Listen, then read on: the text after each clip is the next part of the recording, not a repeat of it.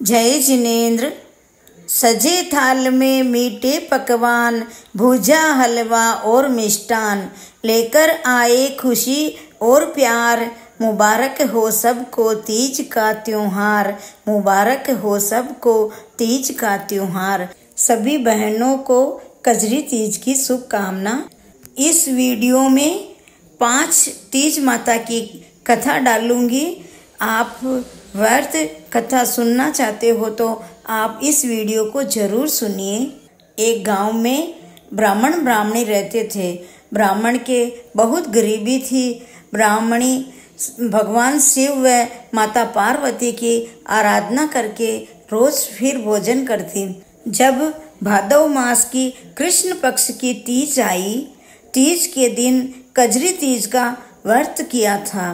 ब्राह्मणी ने ब्राह्मण से कहने लगी, आप मुझे सत्तू लाके दो, आज मेरे व्रत हैं। ब्राह्मण ने कहा, मैं सत्तू कहाँ से लाऊंगा।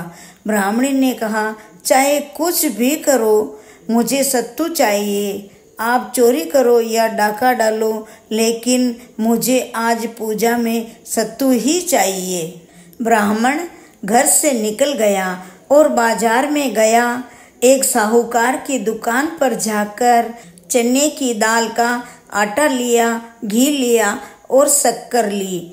सब सामान को तोलकर 1.25 किलो वजन किया और वहाँ पर बैठ के सत्तू बना रहा था। सत्तू बनाते बनाते वहाँ पर किसी की आवाज़ आई और साहूकार के नौकर सारे उठ गए। उठकर उस ब्राह्मण के ऊपर आकर हमला किया और बोलने लगे, अरे दौड़ो दौड़ो दौड़ो, चोर चोर चोर। साहूकार दौड़कर आया और कहने लगा, किधर चोर है। साहूकार आते ही ब्राह्मण को दबोच लिया और पकड़ के बैठ गया। कहने लगा, तू चोर है। ब्राह्मण ने कहा, नहीं, मैं चोर नहीं हूँ, मैं यहाँ पर सत्तू लेने के लिए आया हूँ।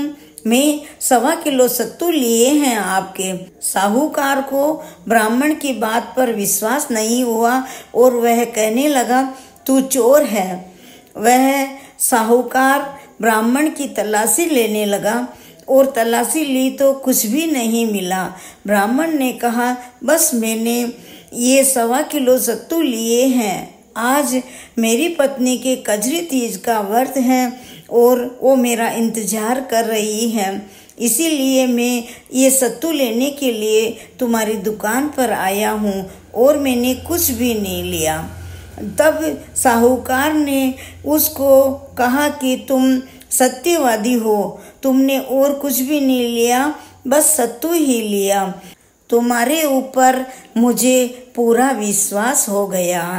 आज से तुम्हारी पत्नी मेरी धर्म की बहन बन गई और आज से मैं उसका भाई हूँ। तुम्हारी पत्नी के लिए मैं सामग्री देता हूँ, जो लेकर जाओ।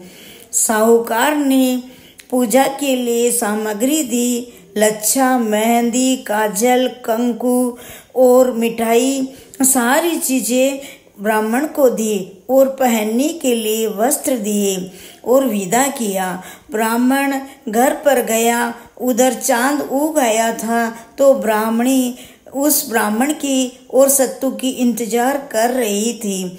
इतने में ब्राह्मण आया और सारी बात बताई। ब्राह्मण और ब्राह्मणी दोनों चांद भगवान की पूजा करके, तीज माता की पूजा करके और माता से आशीर्वाद लिया और शिव पार्वती के आशीर्वाद से ब्राह्मण के घर की दरिद्रता चली गई और खुशियाँ ही खुशियाँ आ गई। जय हो कजरी तीज माता की जय। हे माता, आप ब्राह्मण और ब्राह्मणी को टूटे जैसे सबको हमारे देश में सबकी एक वर्ष मनोकामना में पूरी करना। 4 तीज का त्योहार मनाया जाता है। आखा तीज, हरियाली तीज, कजरी तीज, हरतालिका तीज। ये चारों तीजों के ऊपर सुहागिन बहनें व्रत एकासन करती हैं और कहानियाँ सुनती हैं और पूजा अर्चना करती हुई अपने घर परिवार के लिए सुख समृद्धि का वरदान मांगती है। देवी माँ से हमें यही आशीर्वाद चाहिए, माँ हमारे ऊपर हमेशा आपकी कृपा बनी रहे। सुनते हैं कजरी तीज की कथा। एक गांव में एक साहूकार रहता था। साहूकार का बेटा था और उनकी बहू थी, लेकिन बेटे का चरित्र अच्छा नहीं था। बेटा पर स्त्री के पास जाता था। उसके शरीर में कोढ़ फूट गई थी। थोड़े दिन बाद में उसके शरीर पर लकवा मार गया था। उससे उठा भी नहीं जाता, लेकिन वो अपनी पत्नी को कहता, मुझे वेश्या के पास लेके चलो। पत्नी धार्मिक विचारों की थी, सती थी, पतिव्रता नारी थी। वो क्या करे? पति की मनोकामना पूरी करने के लिए वो पति को लेकर वेश्या के द्वार पर जाती। एक बार गई, 2 बार गई, 3 बार गई। वो रोज घर से जाता तो घर के जेवर और पैसे लेके जाता। इधर धीरे धीरे उसके घर में थोड़ी बहुत संपत्ति थी, वो सारी खत्म हो गई और घर में नादानी आ गई। खाने के लिए कुछ भी न बचा, लेकिन उसका पति वो किसी की सुनता भी नहीं। धीरे धीरे खाने के लिए भी फाफा पड़ने लगे। उसकी पत्नी इधर उधर कुछ काम करके अपना गुजारा करती, लेकिन वो क्या करे? एक बार क्या हुआ कि 7वीं बार उसको वेश्या के घर पर ले जा रही थी और ले जाने के बाद उसके द्वार पे उसको छोड़कर आ गई। उस दिन बारिश बहुत तेज से आ रही थी, पर क्या करें? उस दिन उसके कजरी तीज का व्रत था और उसको घर पर भी आना जरूरी था। वो नदी को पार करके घर पे आ रही थी। नदी में पानी बह रहा था, लेकिन वो चलते चलते नदी को पार कर रही थी। तब नदी से आवाज आई, ए जाने वाली, इस दोने को धो के पीसी, झकोल के पीसी तो माता तेरे घर में वास करसी। ऐसे 3 बार आवाज आई। वह पीछे मुड़कर देखा तो एक पाटे के ऊपर नीम रूपी हुई थी और सारी पूजा की सामग्री पड़ी हुई थी। वह कजरी माता का नाम लिया तो माता ने उसे दर्शन दिए और पूजा की सामग्री घर लाने के लिए कहा। वह सामग्री लेकर घर पर आ गई। माता का सुमिरन करती करती वह चंद्रमा उगने का इंतजार कर रही थी। उधर क्या हुआ? वेश्या ने उसके पति से बहुत झगड़ा किया और उससे डांटा फटकारा, तू तो पापी है, दुष्टी है, तेरे इतनी अच्छी पत्नी है तो भी तू मेरे पास आता है, चला जा यहाँ से, आइंदे के बाद यहाँ पर कभी मत आना।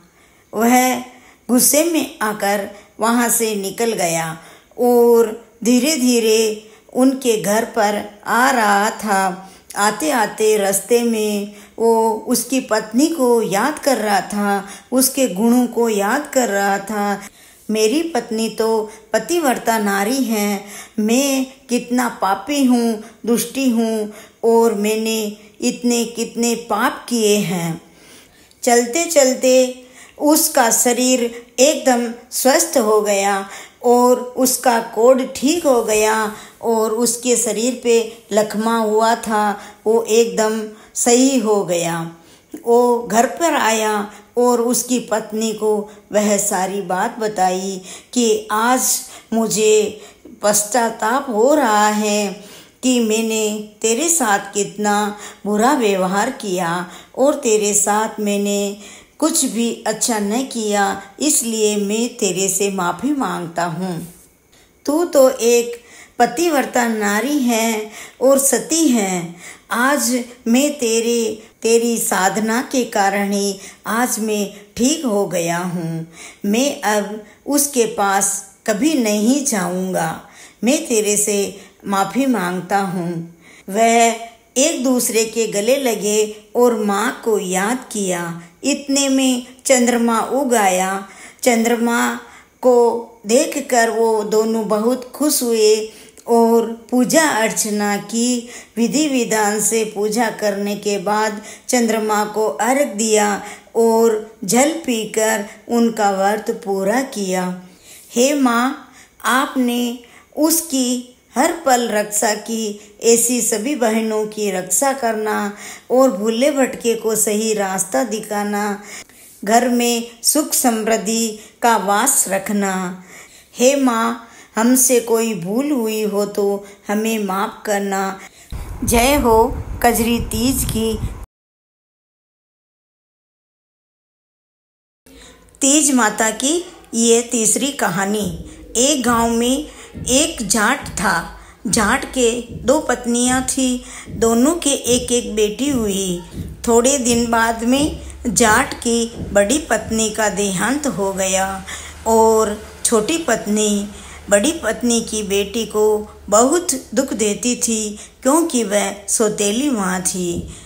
सारा ही घर का काम वो बड़ी बेटी से करवाती। धीरे धीरे दोनों बेटियां बड़ी हो गई और जाटनी ने जाट से कहा, अपनी बेटियों की सगाई करके आओ, लेकिन मेरी बेटी के लिए आप घर व वर दोनों अच्छा ढूंढोगे और घर बहुत पैसे वाले का होना चाहिए, क्योंकि वो मेरी बेटी है। जाट जाटनी की बात को समझ गया, लेकिन जाट ने जाटनी को कुछ भी नहीं बोला। जाट दोनों बेटियों की सगाई करके आया और थोड़े दिन बाद में दोनों की शादी करवा दी। लेकिन बड़ी बेटी तो बहुत समझदार थी, मेहनती थी और वो सबका मन जीत लेती थी। इसीलिए उसके घर परिवार में उससे बहुत खुश थे। और छोटी बेटी आलसी थी, काम धाम तो कुछ नहीं आता और वो अकड़ में ही रहती। इसीलिए उसके परिवार वाले उससे खुश नहीं थे। थोड़े दिन बीतने के बाद जाटनी ने जाट से कहा, जाओ अपनी बेटियों को लेके आओ। जाट बेटियों के ससुराल में गया। पहले बड़ी बेटी के घर पे गया और बेटी के लिए पूछा कि मेरी बेटी की कोई गलती तो नहीं है। उसके परिवार वालों ने उसकी बेटी की बहुत प्रशंसा की और बहुत उसको लाड प्यार से रखा। आपकी बेटी बहुत अच्छी है, सुशील है और हमारा सबका कहना मानती है। पिताजी छोटी बेटी के वहाँ पर गए और उन्हें पूछा कि मेरी बेटी का स्वभाव कैसा है। उन्होंने कहा, आपकी बेटी में कुछ भी योग्यता नहीं है, वो बिल्कुल भी काम नहीं करती हैं और ऐसे अकड़ में रहती हैं। पिताजी को भला बुरा सुनाया। वो दोनों बेटियों को लेकर अपने घर पर आ गए। घर पे आने के बाद जाटनी को सारी बात बताई। जाटनी अब तो सारा ही काम अपनी ही बेटी से करवाती और थोड़े दिन के बाद में भाद्रव मास की तीज आई तो सतुड़ी तीज का दोनों बहनों को व्रत करवाया। व्रत करवाने के बाद शाम को पूजा का टाइम हुआ और पूजा करने लगी और कथा सुनने लगी। पूजा करने के बाद बड़ी बेटी ने कहा, हे नीमड़ी माता, आप मीठी हो और मुझे भी मीठा रखना। छोटी बेटी पूजा करने लगी। वह बोली, हे नीमड़ी माता, तुम कड़ी हो। तो माँ सब बातें सुन रही थी। माँ ने बेटी से कहा, तुम वापस पूजा करो। छोटी बेटी वापस पूजा करने लगी और बोली, हे नीमड़ी माता, तुम मीठी हो, मुझे भी मीठा रखना। थोड़े दिन बाद में दोनों बहनें ससुराल गई तो छोटी वाली बेटी के ससुराल वाले उससे बहुत अच्छे रहने लगे और वह भी सबसे अच्छे तरीके से बात करती और घर का सारा काम करती। उसे नीमड़ी माता ने शुद्ध बुद्धि दी। हे नीमड़ी माता, आप सभी को शुद्ध बुद्धि देना और सबके घर में सुख समृद्धि रखना, सबके परिवार वालों की रक्षा करना और हमेशा हमें मीठा मीठा रखना। हे नीमड़ी माता, आपकी जय हो, आपकी जय हो, आपकी जय हो। खोटी की खरी करजे, अधूरी की पूरी करजे। हे माँ, मेरी मनोकामना पूरी करजे, मेरी मनोकामना पूरी करजे। चौथे नंबर की कहानी गणेश जी भगवान की। एक बार विविधा कृष्ण देवता भगवान शिव के पास गए। उस समय स्वामी कार्तिक व गणेश जी भी सन्मुख थे। भगवान शिव ने दोनों बालकों से पूछा, तुम दोनों में से कोई वीर है जो देवताओं का निवारण कर सकेगा? कार्तिक ने देवताओं का सेनापति प्रमाणित करते हुए देव रक्षा योग्य तथा सर्वोच्च देवों पर मिलने का सिद्ध किया। फिर भगवान शिव ने गणेश जी की इच्छा जाननी चाहिए। गणेश जी ने हाथ जोड़कर विनम्र भाव से कहा, पिताजी, आपकी आज्ञा हो तो मैं बिना सेनापति बने ही सब संकट दूर कर सकता हूँ। बड़ा मुझे बनाए चाहे ना बनाए, इसे मुझे कोई फर्क नहीं पड़ता। इतना सुनकर शिवजी दोनों को पृथ्वी की परिक्रमा करने के लिए कहा, लेकिन ये शर्त रखी, जो भी पृथ्वी की परिक्रमा करके सबसे पहले शिव पार्वती के दर्शन करेंगे उसे ही ये पद मिलेगा। इतना सुनकर कार्तिकेय ने बड़े ही गर्व के साथ अपने वाहन मोर पर चढ़कर परिक्रमा करने के लिए चल दिए। उधर गणेश जी सोचा कि चूहे के बल पर पूरी पृथ्वी का चक्कर लगाना कठिन है, इसीलिए उन्होंने 7 बार अपने माता पिता की परिक्रमा करके बैठ गए। कार्तिकेय को पूरी पृथ्वी मंडल में उसके आगे चूहे के पैर के निशान नहीं दिखाई दिए। परिक्रमा करके लौटने पर निर्णय की बारी आई तो कार्तिकेय ने बोला, गणेश तो पृथ्वी की परिक्रमा करने गए ही नहीं। गणेश जी बोले, अपने माता पिता की 7 परिक्रमा कर ली हैं। जब भगवान शंकर ने गणेश जी को आशीर्वाद दिया, आज से समस्त देवी देवताओं में से पहले तुम्हारी पूजा होगी। जब पिताजी की आज्ञा अनुसार सभी देवताओं का संकट दूर किया। यह शुभ समाचार जानकर भगवान शंकर ने कहा कि चौथ के दिन चंद्रमा तुम्हारे मस्तक का सेहरा बनकर पूरे विश्व को शीतल प्रदान करेगा। जो भी स्त्री व पुरुष इस तिथि पर तुम्हारी पूजा करेंगे वह चंद्रमा को अर्घ देंगे। उनका त्रिविधि ताप यानी कि दैहिक, दैविक, भौतिक कष्ट दूर होगा और यशस्वी पुत्र सौभाग्य प्राप्त करेंगे। जय हो गणेश जी भगवान की जय। 5वीं कहानी लपसी तपसी की। एक लपसी था, एक तपसी था। तपसी तो रोज तपस्या करता और लपसी रोज 1.25 सेर की लापसी बनाकर भगवान को भोग लगाकर झीम लेता। एक दिन दोनों लड़ने लगे। लपसी कहता, मैं बड़ा, और तपसी कहता, मैं बड़ा। इतने में नारद जी आए और बोले, अरे भाई, तुम क्यों लड़ रहे हो? फिर तपसी कहा, मैं बड़ा, और लपसी कहा, मैं बड़ा। नारद जी ने कहा, मैं ये फैसला कल करूँगा। दूसरे दिन नारद जी वापस आए। दोनों लपसी और तपसी स्नान करके आ रहे थे और नारद जी मिले। नारद जी ने एक सोने की मूदड़ी वहाँ पर डाल दी। लपसी ने उस पर कोई ध्यान नहीं दिया और आकर लापसी बनाकर भोग लगाने लगा। लेकिन तपसी ने चुपचाप उठा ली और घुटने के नीचे रख दी। तपस्या करने लग गए।